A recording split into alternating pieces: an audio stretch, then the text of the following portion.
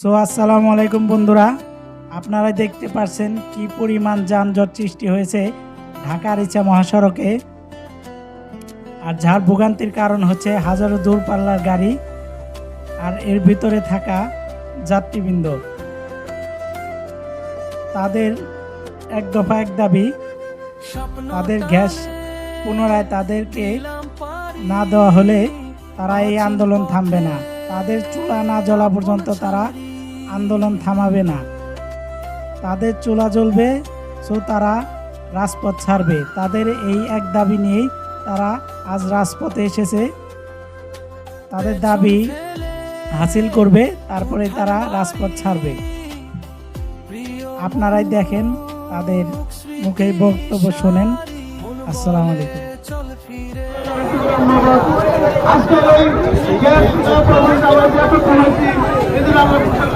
আলহামদুলিল্লাহ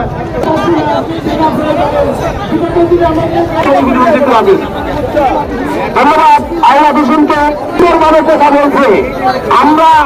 আমরা অবৈধভাবে কোনো দাবি নিয়ে আসিনি। আমরা দেখতেছি আমরা আমাদের দীর্ঘদিনের দাবি জাতীয় সম্পদ ছিল না। আমাদেরকে দাবি বলেছিলেন, যদি আপনারা একটা বিআরএস থেকে লাইন দিয়েছে, এইভাবে লাইন বিচ্ছিন্ন করতে হবে। আমাদের এখানে কেন এখনো উপস্থিত হচ্ছে না? বসে আছেন, আমাদেরকে রিকোয়েস্ট করতেছেন আমাদেরকে ছেড়ে দেন, কিন্তু আমরা তো আমাদের দাবি নিয়ে আসছি। আমরা তো এখানে একদিন এসেছি, দীর্ঘদিন আমাদের খুব প্রদর্শন।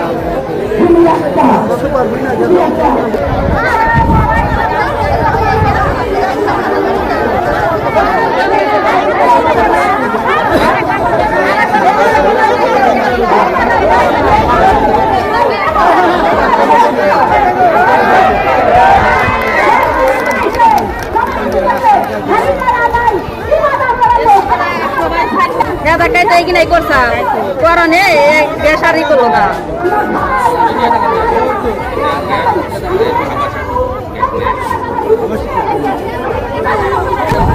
নিচে তো পুলিশেরাই তো সবকিছু করলো, পুলিশেরাই তো এখানে সবই করে গেছে, নিয়ে গেছে।